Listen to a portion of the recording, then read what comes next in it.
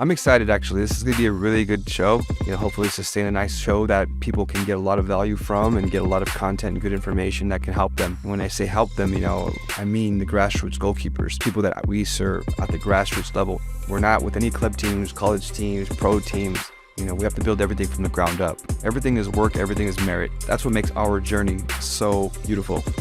With that journey comes lots of challenges, lots of ideas, lots of opinions, lots of things that most other environments probably don't have to deal with, but we do. How do I get the message out to some of my parents who are learning for the first time, who are going through this maze, who are constantly being bombarded with new trends and new social media and new this, new that, the shiny object syndrome? How do I help them? This is how I'll help you. Stay tuned.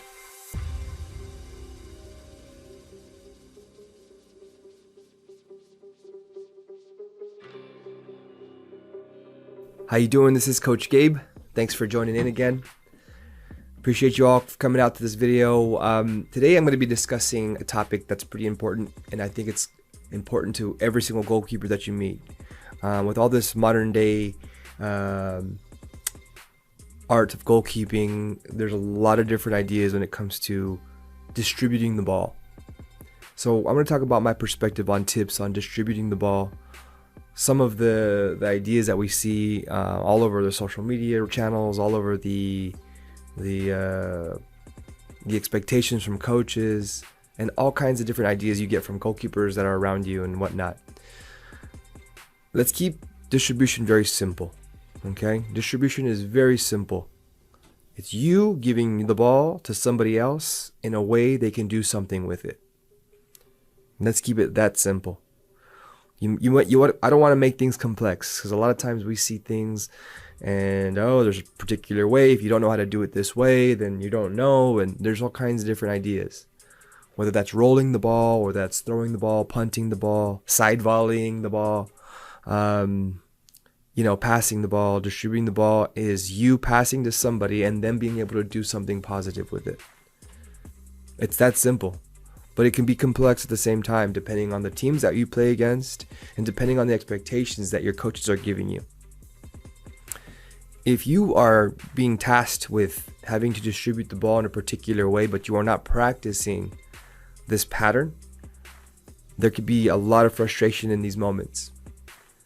So, these tips and ideas are going to give you a little bit of encouragement and empowerment to start asking those questions at practices. Like, okay, so when the ball is at my feet, or when I have a goal kick, or when there's a situation that arises, what do I do in this moment? That way we can start developing certain ideas on how to correctly distribute the ball in those moments. Because different coaches have different ideas on how they want to play, whether it's quick, whether it's a little bit of patience in moments. These are certain tasks that are asked of us, but I'm not sure if they're trained enough.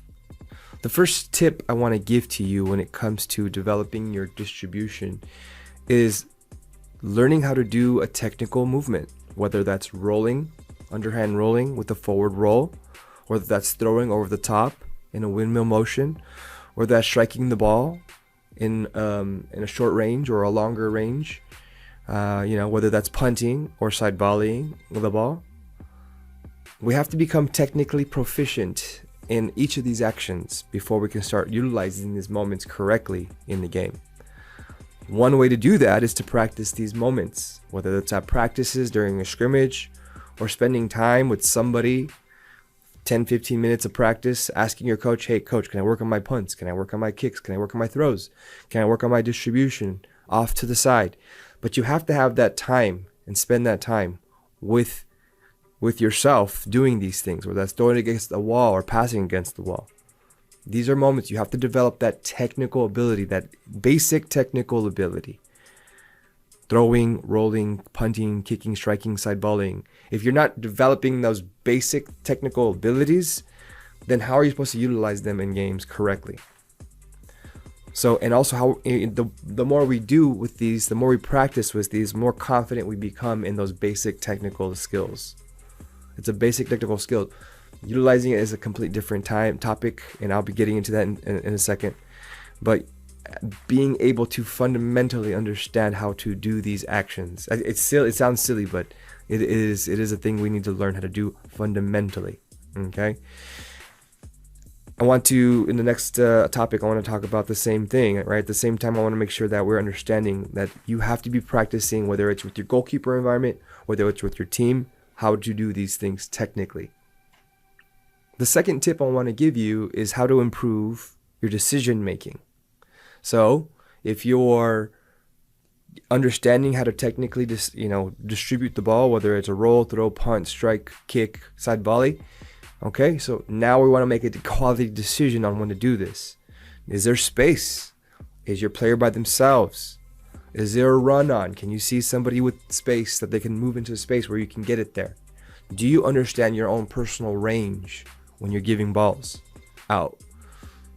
Do you understand the pace of the game? Are you understanding when players are creating that pressure on your players? Are you understanding those moments? Because if you're not understanding those moments and you have good technique and you think you're making the correct decision, but now the ball that you've distributed to a player is under a great deal of pressure, that could become a real big issue, and that could eventually lead to goals if people are coughing up the ball after you distribute the ball to them. So is our decision making in moments when we are distributing the ball, is this correct? We have to be able to have a lot of experiences in games, a lot of games. I'd say increase your game volume, the amount of games you play and the amount of games you watch, so you can start to see how other people make decisions. You can start to make a little bit of mistakes, and you can start to correct your mistakes on these moments. Decision making will become much more effective when you start making more decisions just in general. That's how we're going to make better decisions. Also analyzing these things as well, right? Obviously. Another tip for us is to practice our vision and awareness, our on-field awareness. Okay? After we receive a ball or after we're dealing with the ball and that we've recovered, where are we on the field? Where exactly are we on the field? Let's scan. Let's make sure we are scanning to see where our players are at all times. I've had a conversation with a few of my goalkeepers, and they've made this comment to me. Like, every time I send a ball to somebody, they're unable to trap the ball. They're unable to receive the ball that I'm giving them. So what I try to do is I'll try to give them a much easier ball, whether it's a softer pass or a ball that's not bouncing, right? So it's one of those things. If you understand your own teammates who are unable to receive a pass from you, why continue to send something to them that's going to become eventually a turnover in moments? Or why give them a difficult pass or a difficult distribution that they cannot, convert into something positive? This is a big deal. It's a big deal to a lot of coaches who are trying to play and trying to move the ball. When you're punting the ball long, it's becoming essentially, like in football they call it a Hail Mary, right? You're sending it long, it's over the top. But if your players aren't in the right position, the other team is going to just push it right back over to your side of the field. And so we have to be aware as to, are we sending a ball over the top, and do we have the numbers for that, right? But there are moments where the coach wants us to slow the game down. They want to get our players to get up, and they don't want us rushing. And a lot of grassroots goalkeepers have the tendency to rush and get that ball as soon as they get it, and then just send it up as quickly as they can. And that could be a hindrance to your team, because now you're playing a little bit more, you're playing harder and not smarter.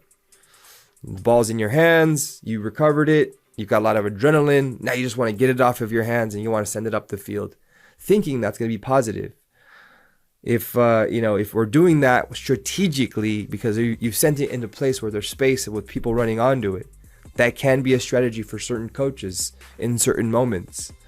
But if we're just simply doing that just because we're just nervous or we have adrenaline and we want to get the ball off of our feet, we don't want the ball behind us with us in our hands, and now they're getting the ball every time we send it, well, it becomes a conversion. It becomes a conversion. It gives the other team more possession, and when they have more possession, they're able to do more with it and get more opportunities.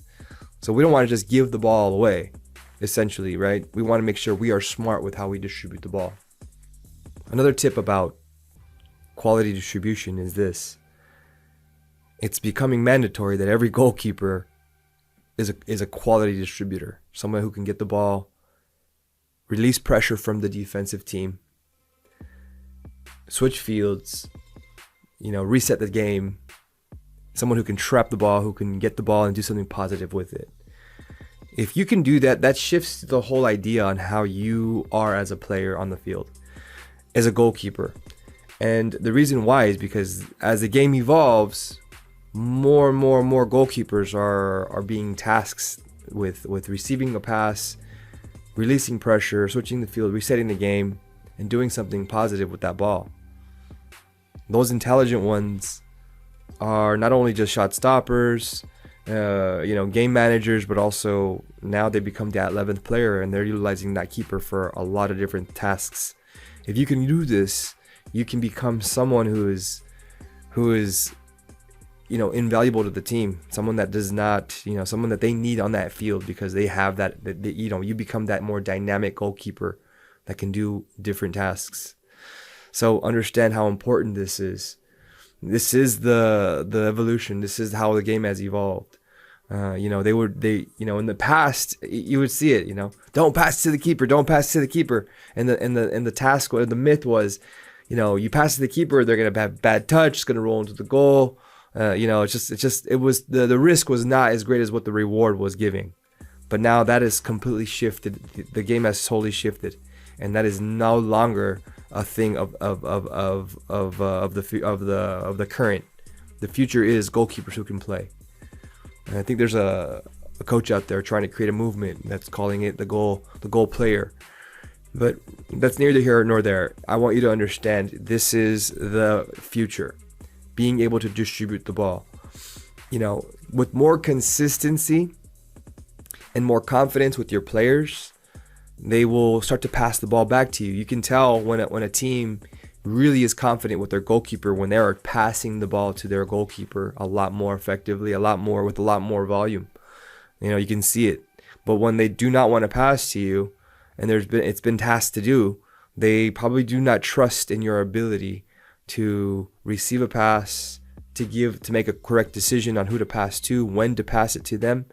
So that is something that becomes a red flag. That becomes something that you should put eyes to and put attention to immediately if that's the case. Because in the future you'll be tasked with doing this, whether it's on your high-level club team or high-level college team, or if you're looking to be a professional. That's definitely something that they're tasking you with doing. That is not going to change. I only see it becoming more apparent. Another tip we can tell you about for distribution is adapting to different game scenarios. The thing about the game of soccer, there's so many variables that are changing every game.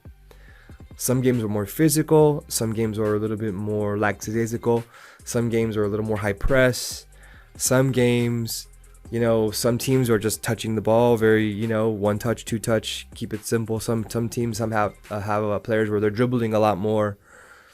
So being able to adapt defensively to different scenarios will also be huge. And you being able to identify these scenarios in moments is big. Because, it's one thing where you can pass the ball under no pressure at all and look like a rock star with a team that doesn't have a pressing ethos. But it's another thing when there's a team that's out there fully pressing the entire team, including you as a goalkeeper. Now you have to make high quality decisions because you only have moments to make those decisions. That's what will separate you. That's what will make you different in terms of distribution. When you can do something positive with the ball that's given to you in high pressured moments, that'll make you stand out. These are subtle things that coaches aren't really talking about all the time, but definitely feeling when it's in a high press moment. This separates you.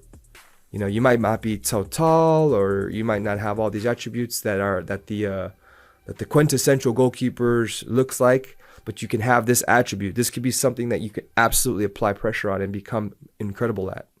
This attribute right here. This can equalize things if you're not the best. Now, you have to be a shot stopper. That's fundamental to goalkeeping. But if you're not the best at maybe catching crosses or doing something that's a little bit unique to goalkeeping, but you're really good at distributing the ball, you can definitely make yourself noticed. You know, in closing, I want to talk about a couple things that could help you. You know, nobody talks about this enough, but I'm just going to keep on hammering this idea. Find a wall and make it your best friend. There's a reason why some of the best academies of the world have a wall at their academy, so that players can pass the ball, learn to develop their touch, 2-touch passes, 1-touch passes, left foot, right foot, but they just get tons of repetitions on passing the ball against the wall. Find a rebounder, find a friend, ask a parent, ask a teammate. Show up to your practices a little early, get some touches in with somebody else, stay late, get some touches. I mean, there's a lot of reasons, there's a lot of ways in which you can get yourself a little bit better just by distributing the ball simply. Okay? Everybody's looking for the structure, everybody's looking for the answer, but nobody's willing to put that time in. And the time that you put in is going to be essential to you getting better at this. Don't be afraid to put that time in. That's what is necessary, right? You know, there's so many things. There's kicking machines, and there's this, you know, there's so many methods out there. There's everybody trying to give you a solution, right? When you go to South America, I've lived there when I was younger. They're just playing. They're touching the ball. They're going 5v5 on the middle of the street. They're playing on the sand. They're playing in the stadium. They're playing all the time. They're getting their touches in. And there's a lot of pressure. And they're playing under pressure. Right? There's a passion for it. There's a culture that's involved. Right? There's no kicking machine, and there's no, you know, private coach. They have the audacity to just get out there and play. And just not start knocking the ball, and they know that, you know, some of these players, you know, they want to get better. They start to see other players that are really good, and they aspire to want to do better and become better and learn how to do that touch. There's also a lot of knowledge over there too, so I'm not going to minimize what that is. There's a ton of knowledge in the game, right? That's something that they do. But I want you to understand, like, it's doable with limited resources as long as you're willing to put in that time. So if you want to become a better distributor, you got to become a better student. Good students are observers of the game. They observe themselves. They observe the other games. They're watching high-level games on TV or in person at stadiums. They're watching these games. They're seeing how other goalkeepers are dealing with moments of distribution as well. If you're not watching games, what are we doing? We have to be watching games at a high level, consistently. We got to become fans of what we do. Okay? How are you supposed to become better at something if you're not a total fan of what you do and what the best are doing in that realm? Right? It doesn't make any sense if we're not fans of what we do. Right? You have to become the fan. And if you're not a big fan, maybe you should start to think about, is this what I'm trying to do just for fun? Is this what I'm trying to do competitively? Because if you want to compete at the highest levels, if we're a grassroots goalkeeper right now and we want to compete at the highest levels, I'm speaking to a specific type of person here. Those people, this is their life. This is what they do. This is what they enjoy doing all the time. So they're constantly watching games. They're constantly assessing themselves in moments. They're constantly assessing other decision-making moments for other goalkeepers in games, whether it's pro, college, or even keepers that they know locally. These are the people you'll be competing against, and they will have the upper hand because they're just so knowledgeable, because they've been exposed to a lot. Expose ourselves more by doing more and by seeing more. It's simple, but it's also very complex too. Anyways, with all that being said, I wish you luck on being an amazing distributor of goalkeeping. Okay?